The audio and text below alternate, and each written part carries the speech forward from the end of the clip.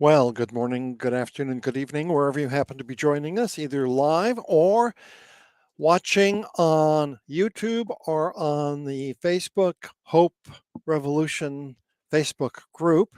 My name is Scott, and with me, as always, is Trina Paulus. And you have had a wonderful and exciting week, haven't you, Trina? Well, at least the weekend, Scott.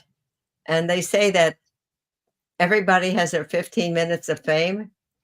Well, I think I got mine this weekend when I was so warmly embraced by my Korean sisters and brothers who are fighting the dumping of wastewater, which you've heard about before on this program, into the Pacific Ocean in a big way.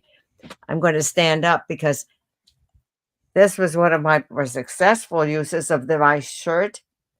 Uh, So I stood out in the crowd of very mostly dark clothes. And every time you see this red shirt in the video or the stills that we're going to show, you'll you'll be able to find me if you care about that. That's not so important. The first thing we're going to show is the video in front of the Japanese consulate. We didn't get to see those people. And I asked what we were going to do if we couldn't see them. And the answer was make a lot of noise, which is what they did do. And you're going to see some of the drummers in a short video and have some of the Koreans speak. This was a group of 8 Koreans who flew in for this weekend, including the climate change march of 75,000 people that was on Sunday, but ours was on Saturday, and a smaller group of some hundreds of Koreans who came from Korea and Koreans who live around the New York metropolitan area near me. So this is going to be a series of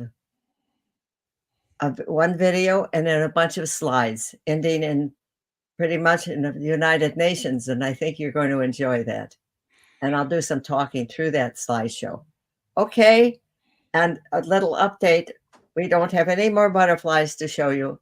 That's finished for this season, as far as I know, unless something surprises us all of us. They're on their way to Mexico. They're expected to arrive by what the Mexicans call the Day of the Dead, which is our Halloween, the day before All Saints' Day, the 1st of November. So that's quite a trip they make, 3,000 miles to the south of Mexico, Michoacan, Mexico. And they'll stay there for the winter.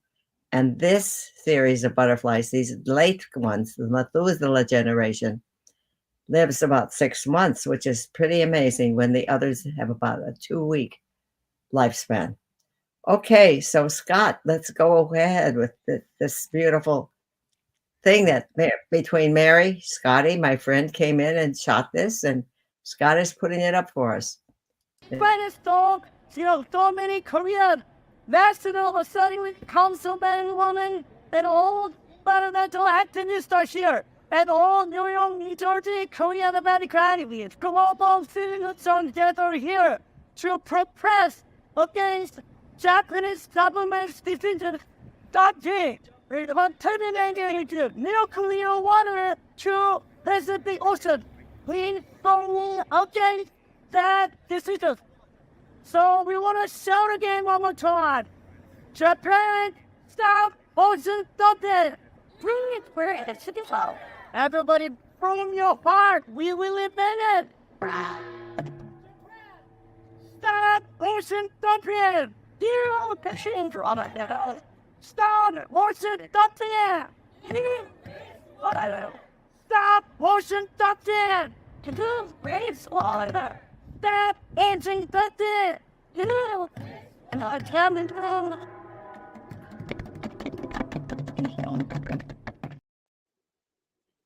There we are. Thank you, Scott.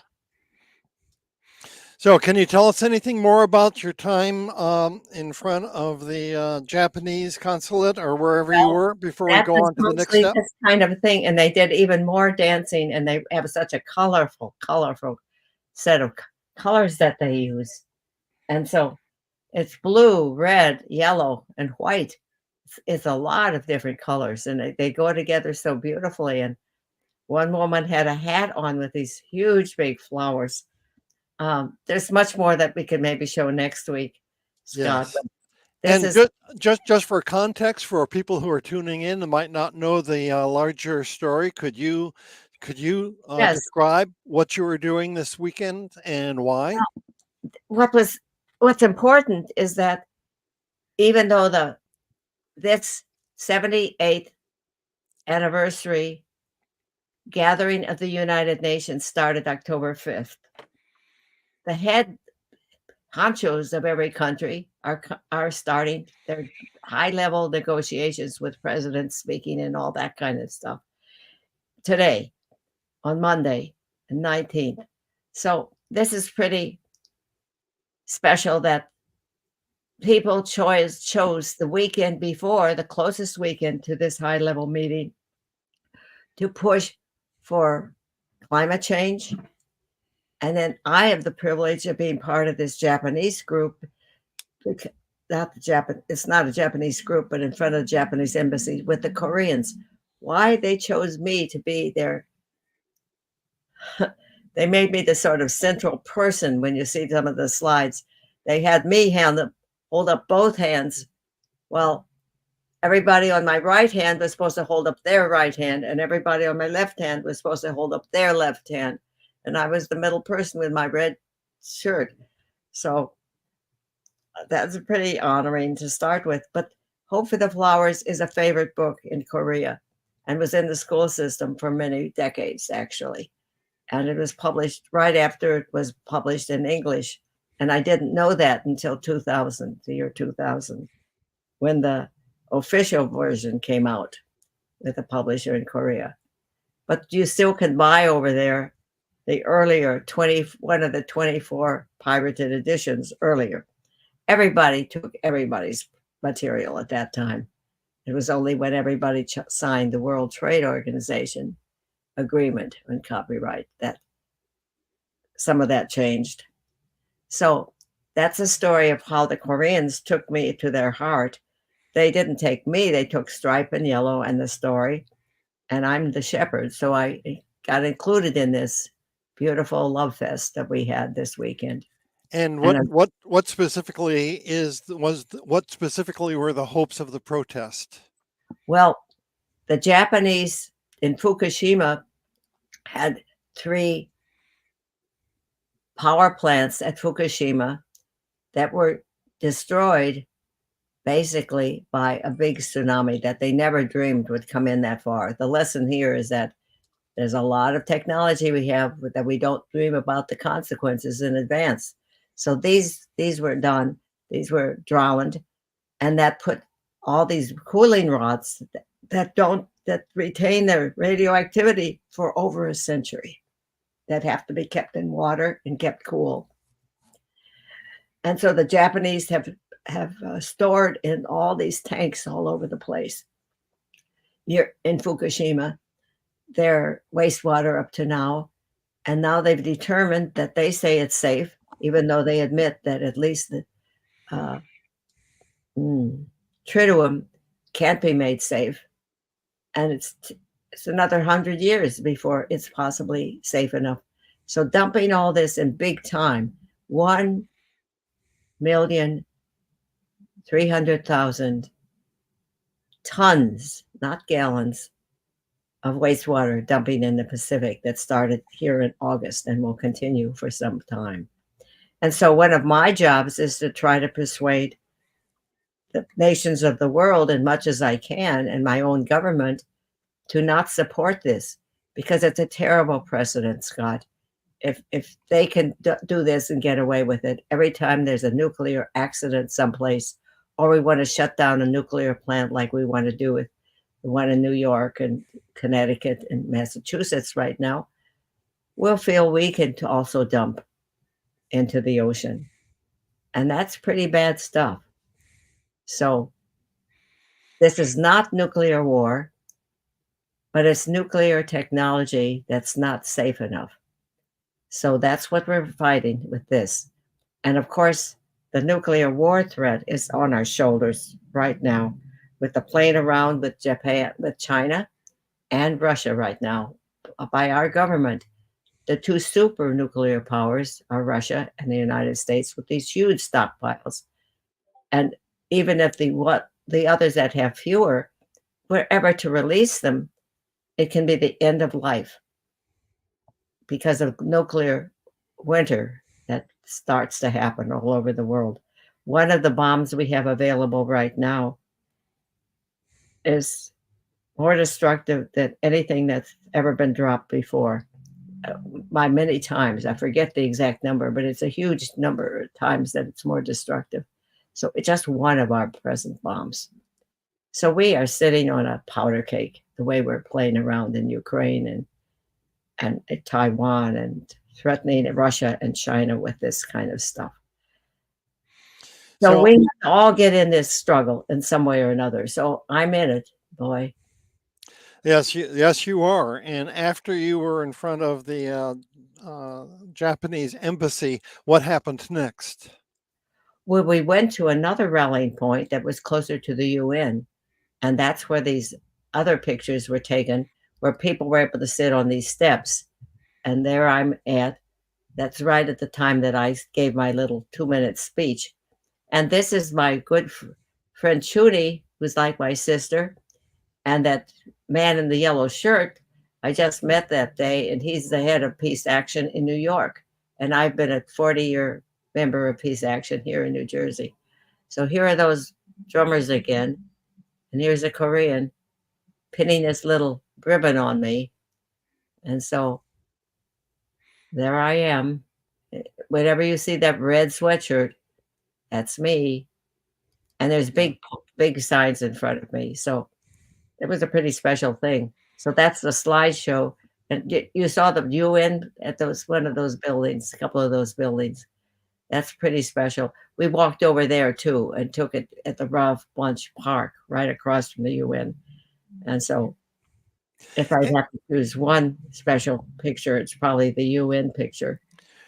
Well, why don't we go ahead and post that picture later today on your Hope Revolution Facebook group page? Sure. And we'll go from there. So people can join if they're not already a member, and go from there.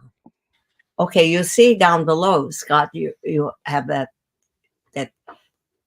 somebody put online, and I was able to listen to Kennedy's beautiful talk about peace in 1963, and I just recommend everybody, if possible, listens to it. I just printed it all out. And that was 1963, at the time when they were trying to make peace with Russia.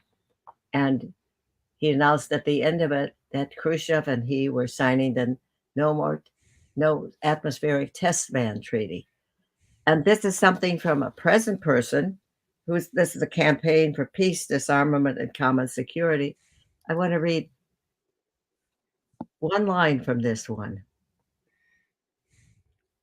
No nation can feel safe